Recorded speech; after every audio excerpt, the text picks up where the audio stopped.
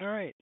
Hello and welcome to another Consolidated Credit webinar here. I'm joined with our Executive Director, Jeffrey Schwartz, and Lori Pollack. And today we're going to be talking about financial health and financial education and the new online platform that we have, which is called Knowledge of Financial Education. So again, thanks for joining us. We'll get started with the webinar, and towards the end we'll have time for some questions.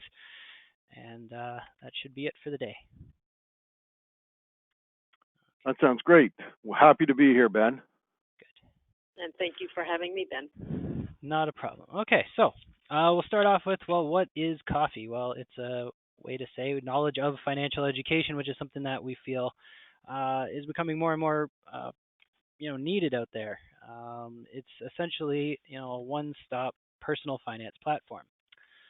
So it provides educational financial content, courses, and access to free financial coaching. So for our partners, it provides the visual data, and it can provide some insights into the financial interests of users. And we've done our best to try and present it in a way that's easily accessible for Canadians. So essentially, if you can register for an email address, then you can register for coffee. So our thinking there was that, if you've got time for a coffee once or twice a week, or maybe you're one of those people that grabs a Starbucks every day, then you've probably got the time to improve your financial health, just spending, time with that coffee maybe on this platform. So I wanted to kind of start things off here with Jeff. What led Consolidated Credit to develop this rather in-depth educational platform? Well, Ben, I think that truthfully, that's exactly what it is. We had another educational platform, and I think we wanted to develop something that had greater depth and detail into it. So we said, well, what can we do to add more content to that platform and come out with something that was really quite robust, something that had better tools and resources that allowed individuals to be more interactive with the platform so that they could really get what they needed out of it. If they were interested in one particular area, well, then they could kind of zoom in on that area and get more information about that specific area in their life that required some attention as it relates to their personal finances. So it was really all about more interaction and greater flexibility. Great. So Lori, with all of your experience in financial education, how or maybe where do you see coffee being implemented? Well, I think Jeff just used a couple of words that I think are incredibly important here: interactive and personalized. I think the more that individuals have the chance to interact and either with each other, with something that speaks back to them, and to have something personalized that keeps them more engaged. And I also think that your targets of workplace and organizations where there are lots of people and lots of financial stress are great target groups. Great. So it's not just as simple as, handing someone, a budgeting booklet and say there all your problems are solved. This way they can, kind of look for what they're interested in and take it from there, right?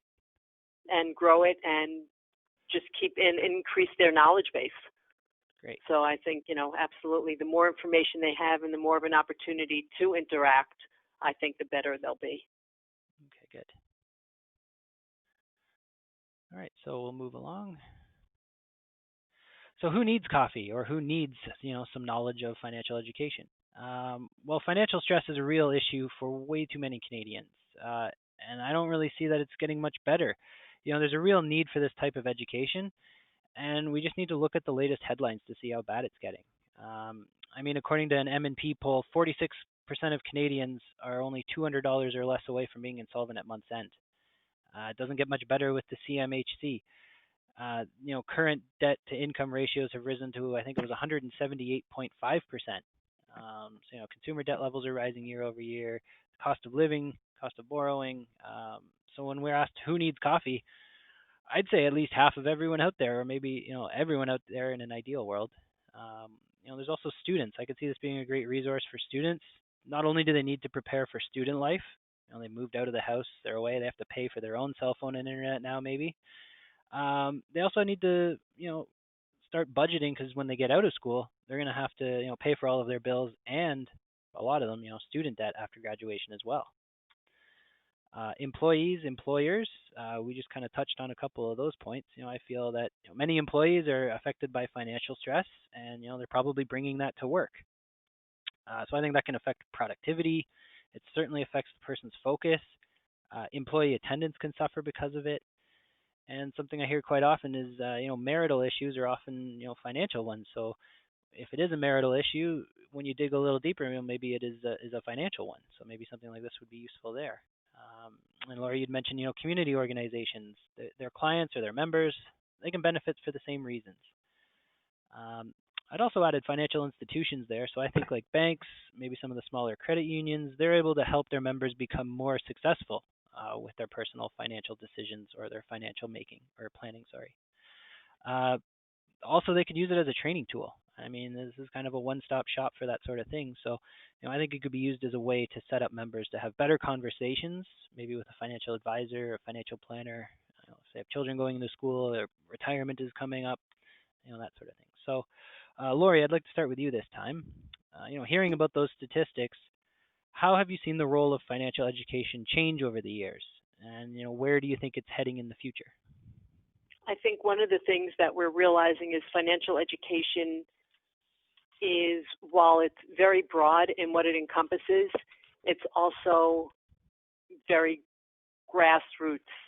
Financial education at one point, I think, always meant retirement funds and stock markets and housing. But unless people, to your point, unless individuals understand the importance of budgeting, you're not going to be buying stocks, and you're not going to be investing in stock markets, and probably not going to be buying a house because you haven't had the ability or the knowledge to be able to save for that.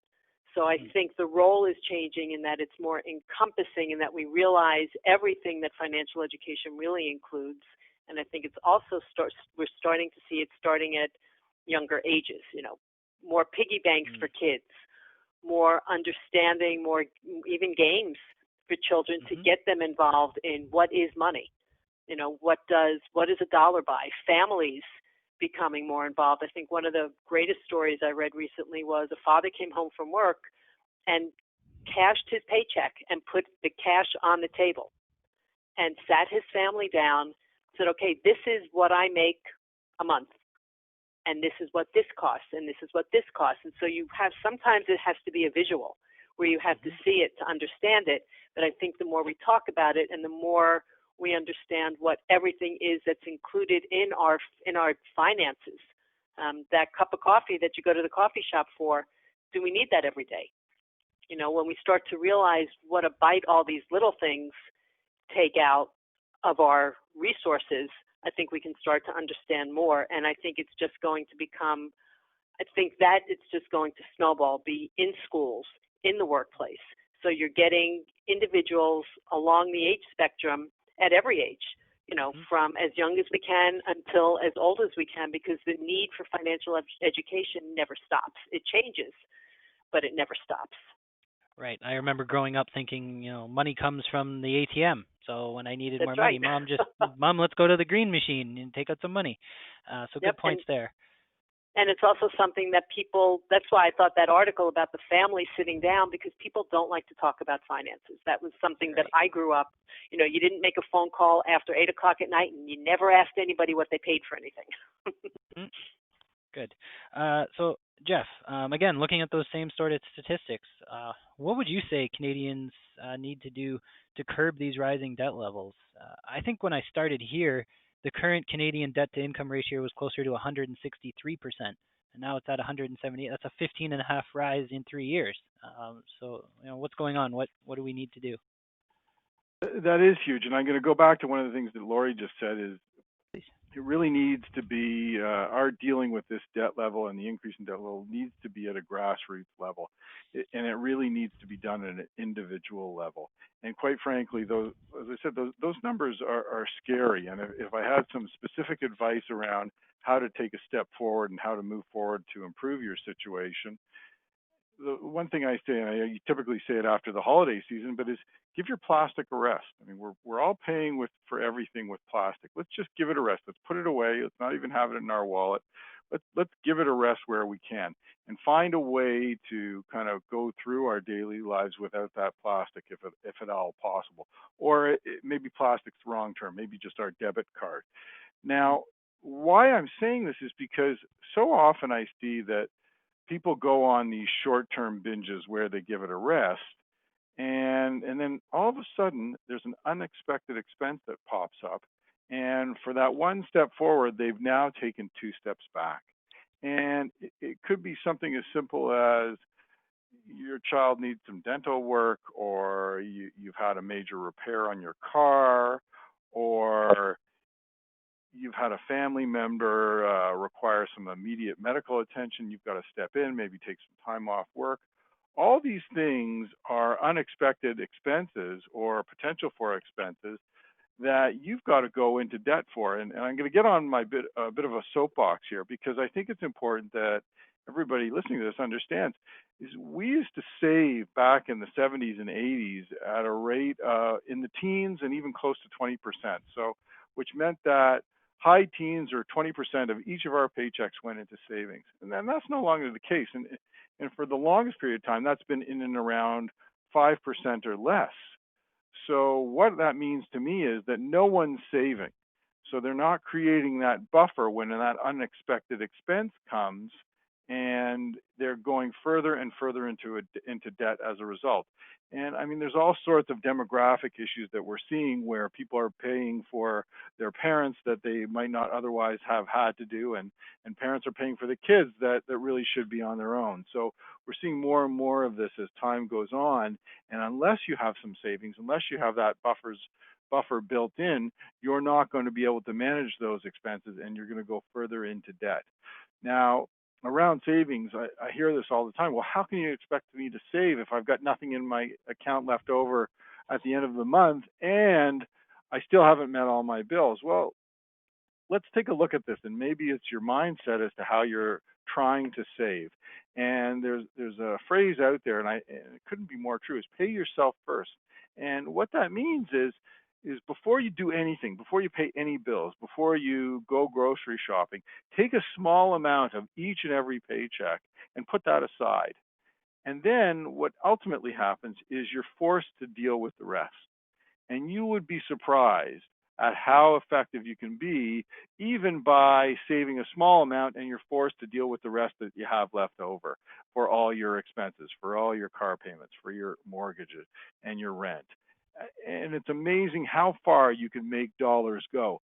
Now, once you've gotten good at that, once you've built that into a bit of a habit, you can start to increase that amount. And your goal is going to be that you want to put somewhere between 6 months and even 9 months of everyday expenses aside in that emergency fund, if you can do it. And it's going to take time, but ultimately, if you do it, you're not going to have to go into debt for those unexpected expenses. And I think that's where we as Canadians need to go, so that we see potentially some of these debt levels drop. Right. I can't, tell you how many times I've been talking to clients about that sort of savings goal, and I said, why don't you just try 5% of every paycheck? And typically what happens is, I'll follow up, and it turns out that 5%, yeah, it did become easy for them, just like you said. So, talk about a way to reduce financial stress, right? Having that emergency savings tucked away is certainly going to help you. So that leads me right to my next slide. I think some of this content here, no matter what type of learner you are, you're going to be able to find, some way to leverage what you've learned there and put it into action. And it's not just, let's read about the stock market and become an expert. You have to start somewhere. So the financial content, we've kind of developed that content almost as, for lack of a better word, like snackable content. It's short, it's to the point. The educational courses, they're short, they're sweet. Each sort of module, I think there's 16 modules. There's 3 to 4 topics each, and there's like a 1 or 2 minute video. It's a funny little credit ninja, and he jumps around and teaches you about different financial topics. But the education piece is still there. There's a short kind of comprehension, and then finally they do that multiple choice quiz. The modules aren't meant to reinvent the wheel, but to get users thinking about 1 or 2 strategies, such as maybe we can save 5% of every paycheck. And then at the end, they get that unique certificate. So that kind of speaks to what Lori was saying with the individuality. You finished this course because you were interested in it, and now you have proof of that. And then there still are people out there who do like to pick up a phone and talk to people. A lot of people joke about how no one even wants to send an email anymore. Everything needs to be done over text. But if you do need to speak to a coffee coach, they're essentially going to receive what I would call productive financial counseling. So they're just going to, examine ways to see that, can you get the most out of um, what you have, like exactly like that example of putting your literally putting your paycheck on the table. How can you make the most out of that? So I just wonder, maybe Lori, if you had any points to bring across, and then maybe Jeff, if you wanted to finish off with one or two points about coaching or the courses, or maybe some of the content that you found on there that you like. Um, well, I'll chime in here, and I think it's organizations are made of people who have similar interests, and so you'd think that everybody cares about everybody else, and everybody wants to succeed at whatever it is they're doing.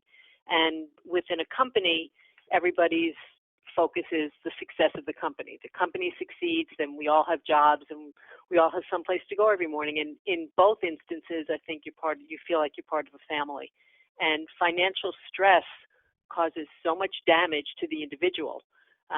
Financial stress can lead to mental health issues. It can lead to physical issues. So the more financially stable we all feel, and being financially stable doesn't mean that we have a Swiss bank account. It means that, as Jeff said, we can cover 6 to 9 months of expenses and be comfortable doing that.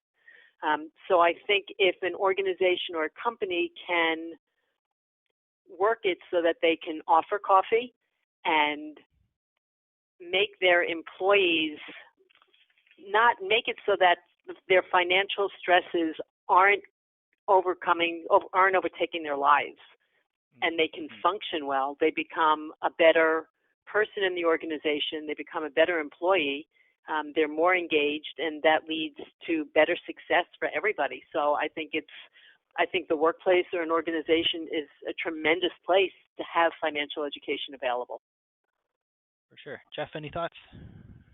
Yeah, I want to touch on the coaching aspect, if that makes sense, Ben. Here, our coaching is probably very similar to what the credit counselors are already doing, and I say that because in many instances, our counselors get so entwined with the individual sessions that they're covering a lot of the subjects that would come up in the coaching sessions themselves. However, where it may be a little different on the coaching side is that the goals are going to be a little bit different. So depending on the situation that an individual is in, different conversations may come up. And ultimately, people want to understand that, okay, I'm handling my debt now, but I want to do more. I want to achieve certain goals, or I have certain things that I want to accomplish in short term, in medium term, in long term. And I'm managing my debt, but if I didn't have that debt, or if I could redeploy my finances in a different way, I might be able to accomplish my goals much quicker, and I might be further ahead in reaching those goals. So, and some of those goals might be retirement, some of them might be buying a house, it could be vacation, or it could even be I want to start thinking about my child's education and start putting some money away for that. But I've got this kind of looming debt service I've got to make every month. So, what's the best way to tackle that debt and at the same time start moving towards achieving those goals? So, our coaches look at the individual situation, understand and probe towards what those goals are, look at their current financial situation and what opportunities may exist. And from there, it's either up to them on a do-it-yourself type method, or they could be reaching out to other financial professionals to get them on their way with respect to some investment advice.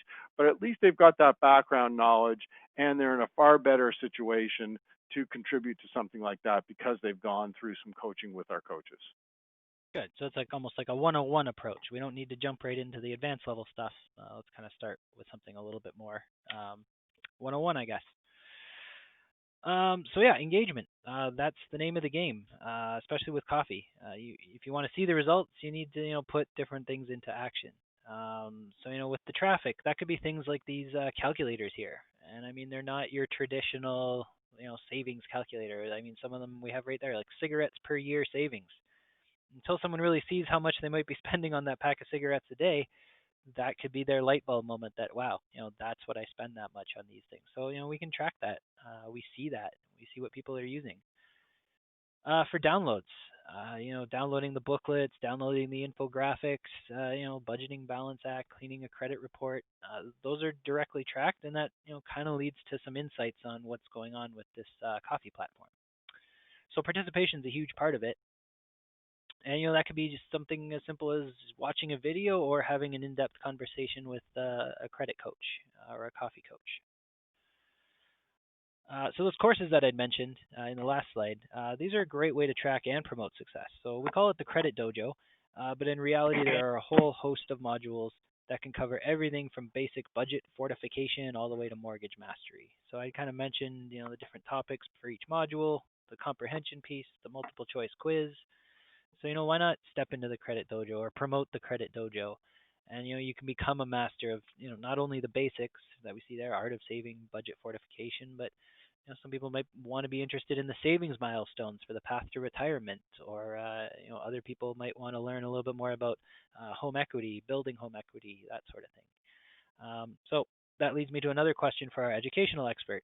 Lori, how do you see this type of personalized education fitting into an organization or a company that might be interested in coffee? And how could it help employees? How could it help members? How could it be seen almost as a benefit? I think the way it fits is just, again, the more you can help an individual who has financial questions or financial stress in their lives, the better the organization, the better the company. Everybody becomes stronger because your whole is only as good as the pieces.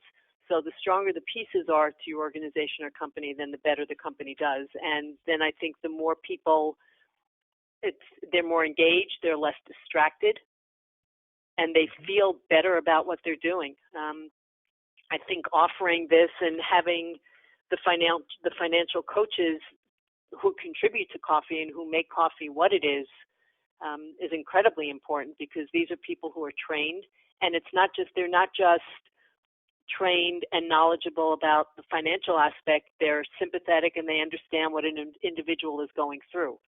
So this is, if they choose to do a one-on-one counseling or one-on-one coaching, they're talking to somebody who can really empathize with what they're going through. And they walk away feeling better, and they feel better about a company that helps them feel better, right? We all feel better when we know that we're valued, and by providing a service like that, you're telling your employees or members of your organization that, hey, we care about you, and here's something we can offer that's here for you to help you. So I think the more we can give any employee or any member of an organization or anybody, any individual, to help them feel better, the better we all do. Great. That was a great segue into the next one. So we kind of learned a little bit more about these coaches. So as a coffee partner, speaking with the coaches is always unlimited and free. Sometimes people feel limited. There's a 1-hour conversation with a financial planner or a financial advisor, but not in this case. We want them to reach out to coaches. We want them to get the information that they need. We also include a toll-free number that's dedicated to the organization. So whatever company or organization you have, it's going to have a unique toll-free number for you to promote, and that's just another area for us to, track the engagement, track the usage of this kind of thing. So essentially, like we talked about, or like Jeff had mentioned earlier, they provide actionable financial advice, things that you can put into action right now. It's not, let's talk about it in 5 years or 25 years, that sort of thing. So that, we've already talked about these things. It directly improves productivity. A focused employee is a better employee and often, a safer employee. So reducing that financial stress is also going to help with other areas like absenteeism. So the coffee coaching, it sounds like another great benefit to offer. Like you said, it's someone who's also sympathetic but also knowledgeable. Basic budgeting, credit reporting. How long is this going to be on my credit report? I made a mistake on my, cell phone bill 5 years ago. When's that going to get cleaned up? That sort of thing. So they can talk about all sorts of different things. So I have a question for Jeff. Before we get into the analytical side of it, I'm just wondering, you're kind of the big data guy here. So why don't you kind of go over a minute and we'll just kind of cover these reports that we provide, the detailed reports on the aggregate website data, what users are doing. So I guess my question is, how can this be leveraged by maybe employers or program managers at organizations?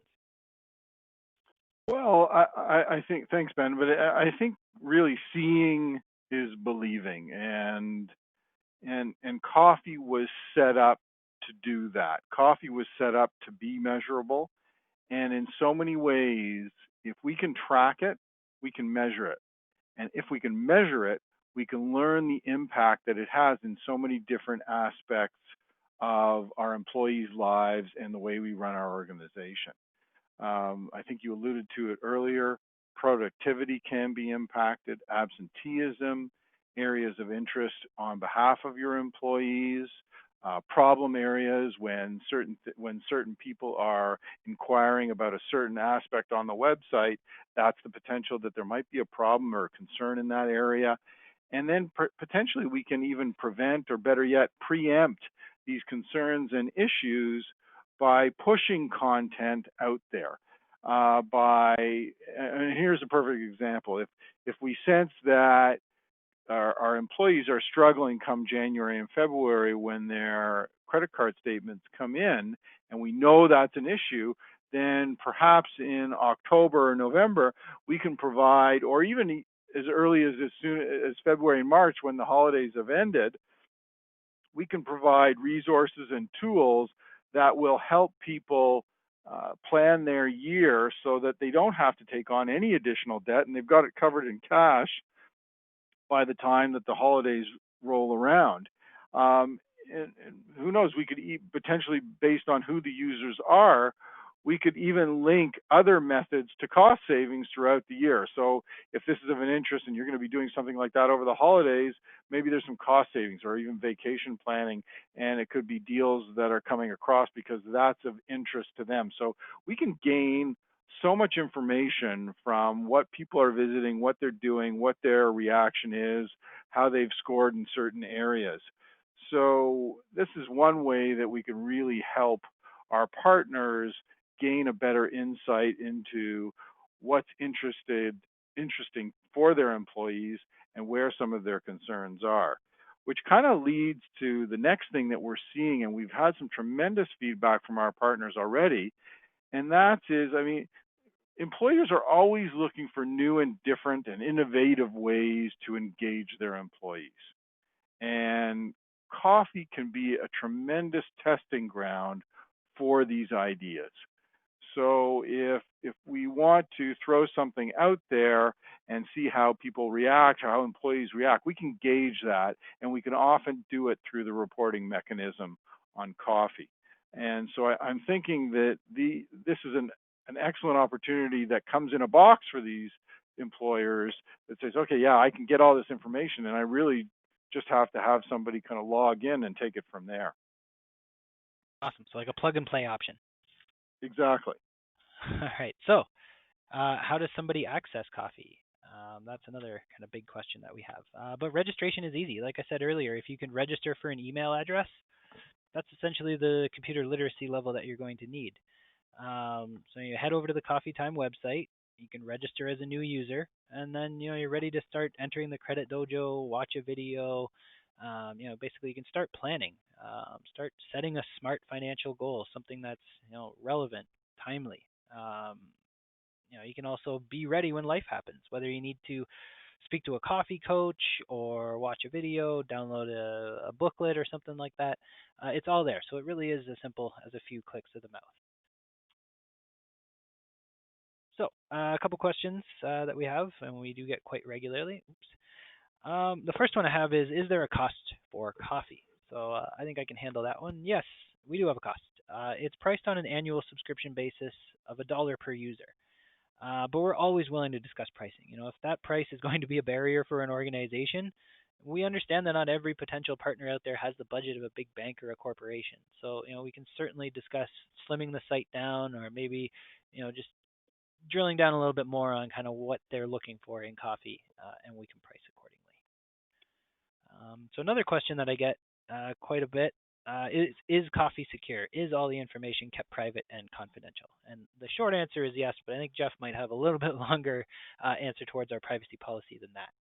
Is there anything you want to? Ben, if you're insinuating that I'm long-winded, yeah, maybe I'm a little long-winded. But Well, this is the time. nonetheless, I mean, truth be told, at Consolidated, we take everyone's personal information very, very seriously. We take the care of it very seriously. If they're going to entrust us, they need to know that this information is not shared nor sold um, based on them just registering, and it's kept behind layers and layers of security. And we do that because we want to make sure that we've been entrusted with this and they can feel comfortable that their information is safe. I mean, often I've been on a site and then like a few hours later, I'm getting a whole series of different emails after I've been on that one site, and I know where someone's passed along my information to somewhere else. And that you can rest assured that that's not actually happening when you log into a Consolidated site. So I want them to feel very comfortable in moving this forward and making this part of their wellness and/or HR plan. Great. And another question that we get, and this one sounds tailor-made for Lori, is why isn't basic personal finance taught in schools or taught more in schools? I remember, I think I was in high school and they had a workplace level math credit that offered a small little couple units on budgeting, financing, loans, leasing, but that was about it. So, maybe what age should we begin these topics? When should we introduce financial education? Should it be taught in schools? Those are things that I hear quite regularly from people I work with. Sure. I mean, I think what we're starting to see is more and more need for financial education to be taught in schools. And whether it's you can't graduate from high school without some sort of financial literacy course, or they start teaching it all the way along the spectrum, I think that stakeholders are understanding the importance of this. I know a few years back in Canada, the Financial Consumer Agency of Canada met with consultants and they've implemented a national strategy. So the need is known, and I think more and more organizations, whether they're banks, governmental organizations, schools, and I think more and more people are realizing the importance and the need to implement, and something like coffee just highlights how important this really is, and the need for even, employees and organizations to bring this to their membership and their employees, because it is something important. And then you learn it at work, you can take it home to your family. I mean, Sure. The way you can spread this knowledge is never ending. Great. Jeff, any thoughts on personal finance in schools or basic, budgeting classes or anything like that? I'm sorry, I didn't hear the question, Ben. Oh, I just asked Jeff if he had any thoughts there on, teaching personal finance in school or incorporating it at a younger age. Well, I think we're headed there. We're not there completely yet, and I know there's been some legislation and movements towards this, and still in Canada it's too bad, but it's a bit piecemeal, and some people are doing it on an individual basis. But I think we're heading in the direction. But if I had one personal bias, I think it's just moving too slowly. All right, and not to mention, teachers aren't perfect either. Maybe, some teachers' organizations could use coffee themselves. But those and are that's some great that's something else that's really important for us to all understand, is as uncomfortable as individuals that we might be in talking about finances, we need to get teachers comfortable with teaching it, because they're not going to teach something they're not comfortable teaching or speaking about. So sure. maybe we do need to do a better job of educating the educators. Yeah, I know we always hear about class sizes are increasing, school budgets are shrinking, they're losing jobs. So, yeah, maybe they're not comfortable themselves. So that could be certainly a big piece of it there. So, I think that's pretty much everything for today. We covered most of the topics I wanted to take care of. So if your organization is interested in a coffee partnership, go ahead and contact me. I'd be happy to talk to you more about it. So I hope you enjoyed the webinar, and feel free to contact me after if you're interested in learning more about coffee. And again, thanks to Jeff and Lori for taking the time out of their day to speak with us. We had some great insights there. So thanks a lot, guys. Thank you both. Bye. Thanks, everyone. Bye.